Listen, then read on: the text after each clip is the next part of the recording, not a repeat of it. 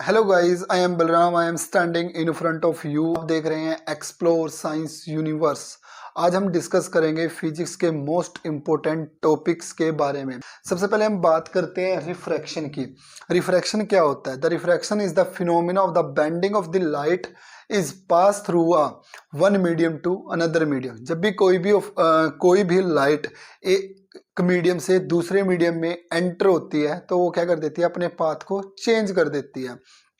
उस फिनोमिना को हम बोलते हैं रिफ्रैक्शन। फ्रैक्शन में सबसे पहले एक रेक्टेंगुलर ग्लास स्लैब लेते हैं जिसमें हमारे पास दो मीडियम होते हैं, medium first and medium second. Medium first जो होता है हमारा एयर होता है एंड मीडियम सेकंड हमारा होता है ग्लास का।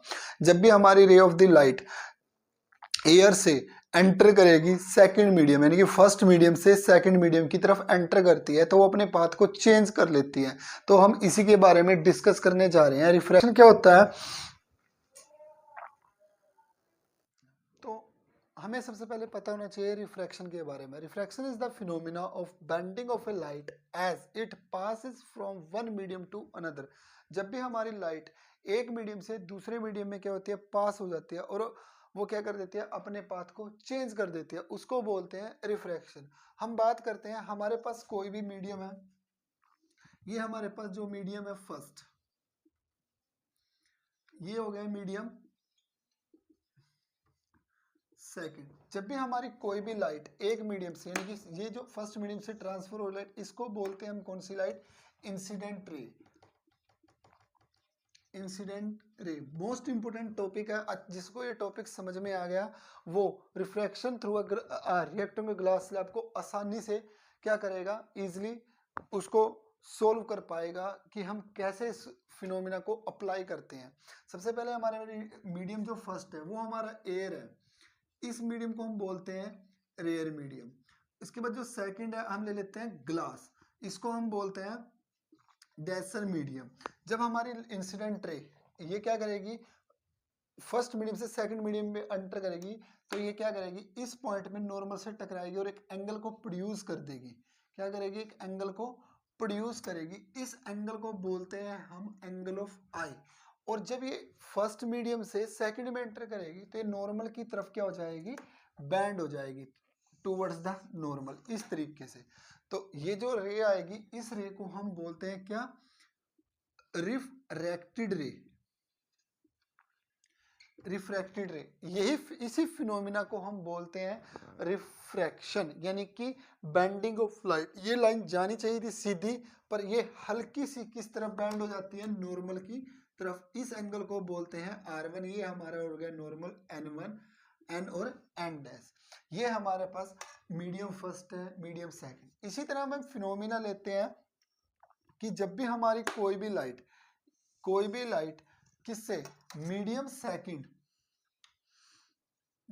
सेकंड से मीडियम फर्स्ट में एंटर होगी, यानी कि जो ये बेंडिंग ऑफ लाइट आई है ये इस तरीके से, ये आएगी इस तरीके से, ये दोबारा फिर इस पॉइंट पे टकराई, ये नॉर्मल से टकराएगी और ये एंगल प्रोड्यूस कर देगी यहाँ पर R2। यहाँ पर क्या प्रोड्यूस कर देगी? R2, यानी कि। और तो इस फिनोमिना को हम क्या बोलते हैं, ये वाली जो रे होगी इसको बोलेंगे हम दोबारा से इंसिडेंट रे, क्योंकि जो हमारे रिफ्रैक्टेड रे है यानी कि ये वाली रे किसका काम करेगी, और ये जब इसमें फर्स्ट मीडियम में एंटर करेगी तो ये क्या करेगी, अपने पाथ को चेंज करेगी अवे फ्रॉम द नॉर्मल, यानी कि इस एंगल से दूर की तरफ। जो ये मीडियम है, ये हमारा मीडियम मान के चलो ग्लास हो गया, तो इस मीडियम में हमारा ग्लास आ गया, इसमें क्या आ गया, एयर आ गया। तो ये क्या, कौन सी रे हो जाएगी, रिफ्रैक्टेड रे। हमने दो मीडियम लिए थे, यदि हमारी फर्स्ट मीडियम से सेकंड में एंटर कर रही है लाइट तो ये क्या करेगी, हल्की सी टूवर्ड्स बैंड होगी नॉर्मल की तरफ। यदि ये सेकंड से फर्स्ट मीडियम की तरफ एंटर कर देती है तो ये क्या करेगी, अवे फ्रॉम द नॉर्मल से, कि away from the normal band होगी। तो यानी कि जब भी कोई भी लाइट एक मीडियम से दूसरे मीडियम में एंटर होती है और अपने पाथ को क्या कर देती है, चेंज, उस फिनोमिना को हम बोलते हैं रिफ्रैक्शन। अब हम बात करते हैं रिफ्रैक्टिव इंडेक्स की। रिफ्रैक्टिव इंडेक्स,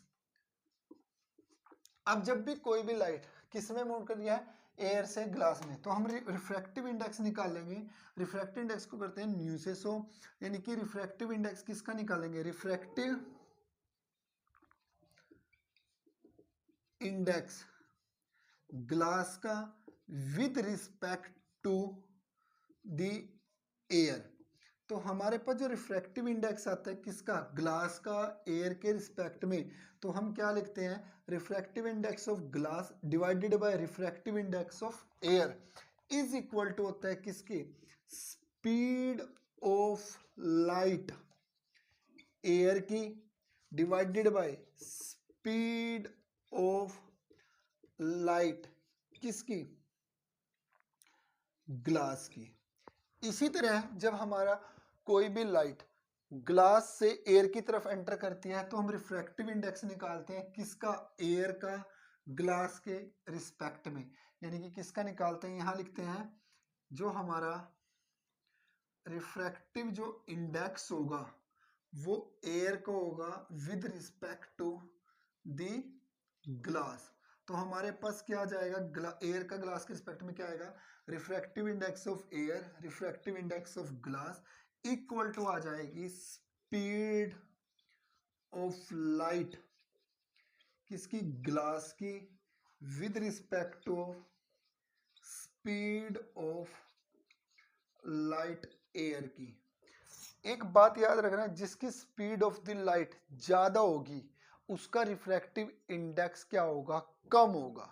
यानी कि फॉर एग्जांपल हमारे पास जो speed of the light air की सबसे ज्यादा होती है, उसके बाद वाटर की होती है, उसके बाद हमारे पास ग्लास की होती है। तो हमारे पास इसका अपोजिट होता है, जो रिफ्रैक्टिव इंडेक्स होता है ग्लास का ज्यादा, उसके बाद वाटर का होता है और सबसे कम किसका होता है, एयर का होता है। तो हम बात करते हैं यहाँ पर जो हमारे पास इंपॉर्टेंट पॉइंट है। सबसे पहले बात करते हैं मीडियम की। हमारे पास सबसे पहले है एयर मीडियम, जिसकी स्पीड ऑफ द लाइट कितनी है, 3 × 10⁻⁸ मीटर पर सेकेंड। उसके बाद आता है हमारे पास वाटर, जिसकी speed of the light 2.25 10⁻⁸ metre पर सेकेंड। उसके बाद आता है हमारे पास ग्लास, जिसकी स्पीड ऑफ द लाइट होती है 2 × 10⁸ मीटर पर सेकेंड। यानी कि स्पीड ऑफ द लाइट किसकी, एयर की ज्यादा है, तो रिफ्लेक्टिव इंडेक्स जो एयर का क्या होगा, कम होगा। उसके बाद स्पीड ऑफ द लाइट किसकी ज्यादा है, वाटर की, तो हमारे पास रिफ्रैक्टिव इंडेक्स वाटर का क्या होगा, कम होगा। सबसे ज्यादा रिफ्रैक्टिव इंडेक्स किसका होगा, ग्लास का, क्योंकि स्पीड ऑफ द लाइट किसकी कम है, स्पीड ऑफ द लाइट किसकी कम है, ग्लास की, तो इसका रिफ्रैक्टिव इंडेक्स क्या होगा, ज्यादा होगा। तो अभी आपको मैंने बता दिया रिफ्रैक्शन क्या होता है, इसको प्रॉपर डिटेल में, क्योंकि जब भी हमारी बेंडिंग ऑफ द लाइट एक मीडियम से दूसरे मीडियम की तरफ ट्रांसफर होती है, यानी कि कोई भी लाइट हमारी एक मीडियम से दूसरे मीडियम में ट्रांसफर होगी तो वो क्या करती है, अपने पाथ को चेंज कर लेती है। इस फिनोमेना को बोलते हैं रिफ्लेक्स। तो हम डिस्कस करते हैं refraction through a rectangular glass slab detail में। Refraction through a rectangular glass slab. सबसे पहले हम बात करते हैं रेक्टेंगुलर ग्लास स्लैब की। हम सबसे पहले एक रेक्टेंगुलर ग्लास स्लैब बनाएंगे इस तरीके से। ये रिफ्रैक्शन थ्रू रेक्टेंगुलर स्लैब में सबसे पहले हमने एक रेक्टेंगुलर ग्लास स्लैब बनाई जिसका नाम दे दिया PQRS। अब हमने क्या किया, एक कोई भी एक ray of the light pass करी मीडियम फर्स्ट में से, यानी कि यहाँ वाले जो ये होता है हमारा एयर मीडियम, ये है हमारा ग्लास, और फिर आ गया हमारा एयर, यानी कि मीडियम फर्स्ट, इसको हम बोलते हैं मीडियम सेकंड, ये आ गया मीडियम फर्स्ट। यानी कि अब हम बात करते हैं रेयर मीडियम, इसको बोलते हैं डेंसर मीडियम, ये आ गया हमारा फिर रेयर मीडियम। अब हमारे पास कोई भी एक हमने लाइट पास करी मीडियम फर्स्ट से, यानी कि जो हमारी ये लाइट होगी इसको हम बोलते हैं इंसिडेंट रे। जब ये पास की जाती है तो ये यहाँ पर हम नॉर्मल प्रोवाइड कराते हैं इस तरीके से, ये हमारा हो गया नॉर्मल।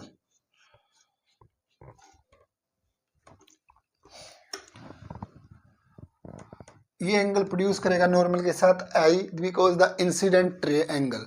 हम इसको नॉर्मल को नाम देते हैं एन डैश और एन। जब भी कोई भी लाइट एक मीडियम से दूसरे मीडियम में एंटर करती है तो according to rule of refraction तो वो क्या करती है, लाइट अपने पाथ को चेंज कर देती है। जब भी हमारी लाइट एयर से ग्लास की तरफ जाएगी तो ये क्या करेगी, इस नॉर्मल की तरफ यानी कि टूवर्ड्स द नॉर्मल ये बैंड हो जाएगी नॉर्मल की तरफ इस तरीके से, ये वाले। तो ये एंगल प्रोड्यूस करेगी R1 और इस रे को हम बोलते हैं रिफ्रैक्टेड रे। क्या बोलते हैं, रिफ्रैक्टेड रे। अब जब ये ग्लास मीडियम फर्स्ट से मीडियम सेकंड में एंटर हो रही है, यहाँ पर हमारा स्नेल्स लॉ प्रोड्यूस होता है। यहाँ पर हम क्या पढ़ाई करते हैं, स्नेल्स लॉ को अप्लाई करते हैं। स्नेल्स लॉ क्या कहता है, जब भी कोई भी लाइट एक मीडियम से दूसरे मीडियम की तरफ एंटर कर जाती है तो वहां पर एक एंगल प्रोड्यूस होता है, यानी कि जो हमारे पास sine of i angle ratio of sine of r angle always equal to होते हैं कांस्टेंट के, कांस्टेंट। तो हमारे पास जो साइन ऑफ आई है, sine of I upon sine of R equal to होता है किसके, refractive index of glass divided by reflective index of air. तो अब हम क्या करेंगे, क्रॉस मल्टीप्लाई कर देंगे। जो रिफ्रैक्टिव इंडेक्स ऑफ एयर है वो multiply sine of I is equal to refractive index of glass sine of R 1। ये इक्वेशन आ गई हमारे पास फर्स्ट। जब भी कोई भी ray of the light glass से एयर की तरफ मूवमेंट करेगी, ग्लास से एयर में एंड ग्लास से एयर में एंटर करेगी तो फिर वो अपने दोबारा से क्या करेगी, अपने पाथ को चेंज कर लेगी। पर पाथ को किस तरफ चेंज करेगी, away from the normal, away from the normal, क्योंकि हमारे पास जो नॉर्मल हम यहाँ प्रोड्यूस कर देंगे इस तरीके से। तो ये हमारे पास जो नॉर्मल हो गया, इस नॉर्मल को नाम दे देते हैं एम डैश और एम, और ये एंगल बनाएगी आर ऑफ 2। और ये जब यहां से कहाँ की किस तरफ बैंड बताया हमने, हल्का सा इससे थोड़ा सा दूर की तरफ बैंड हो जाएगी इस तरीके से, नॉर्मल से दूर, यानी कि किस तरह बैंड होगी, अवे फ्रॉम दी नॉर्मल। ये एंगल बनाएगी e, angle e. This is the emergent angle. ये हमारे पास क्या हो गया, रिफ्रैक्टिव एंगल। अब जब भी कोई भी लाइट ग्लास से एयर की तरफ एंटर करेगी, जो हमारी रिफ्रैक्टेड रे है बी से सी, तो ये किसका वर्क करेगी, इंसिडेंट रे का। कब करेगी, जब हमारी रे ग्लास से एयर की तरफ ट्रांसफर होगी। ये हमारे पास एंगल। तो हम जब इसको सोल्व करेंगे तो हमारे पास कैसी डायग्राम कैसे बनेगा, ये हमारे पास रे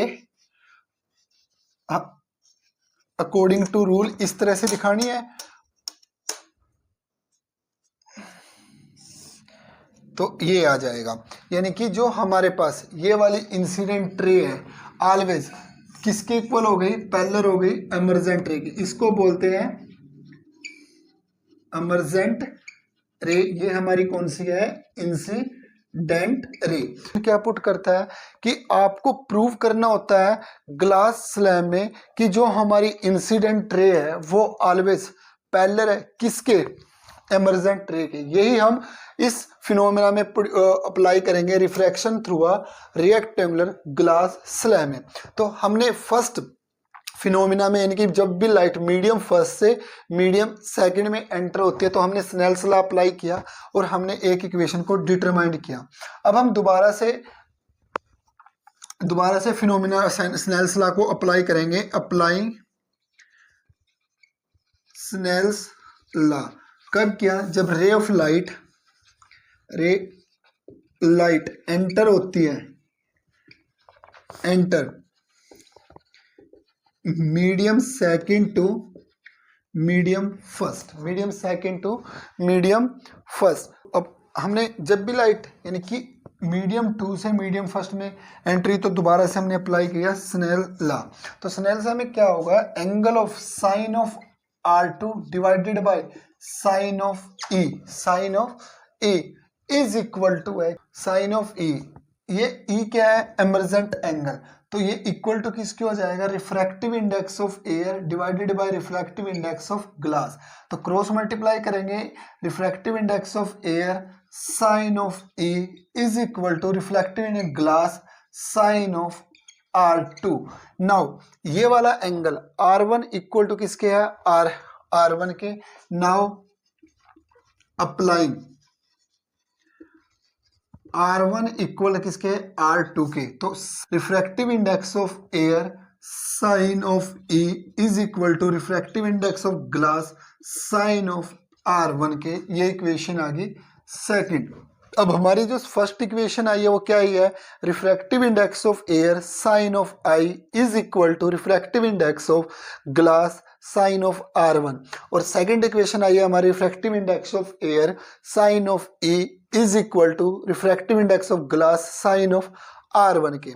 यानी कि जब हमारी रे फर्स्ट मीडियम से सेकंड में गई तो हमने रिफ्रैक्टिव इंडेक्स लिया किसका, ग्लास का, विद रिस्पेक्ट ऑफ एयर। जब हमारी रे ग्लास से एयर में आई तो हमने रिफ्लेक्टिव इंडेक्स लिया एयर का विद रिस्पेक्ट ऑफ ग्लास के। तो दोनों फ्रॉम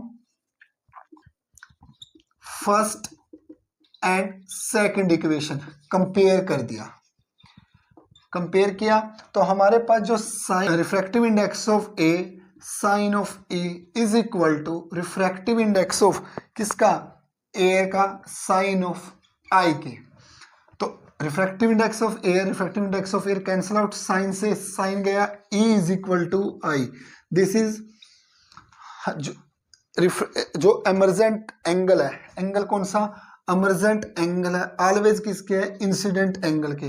तो ये हमारे पास क्या प्रूव करता है कि जो हमारे पास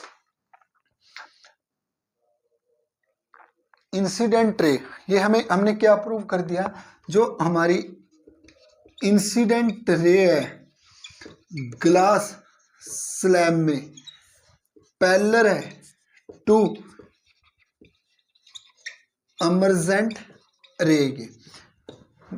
ये हमने प्रूव करके दिखा दिया कि हमारे पास जो ये वाली रे है, ये वाली यहां से लेके ये वाली रे, तो ये ऑलवेज पैरेलल है किसके, एमर्जेंट रे को। इसको हम बोलते हैं लेटरल डिस्प्लेसमेंट। क्या बोलते हैं, इसको बोलते हैं हम लेटरल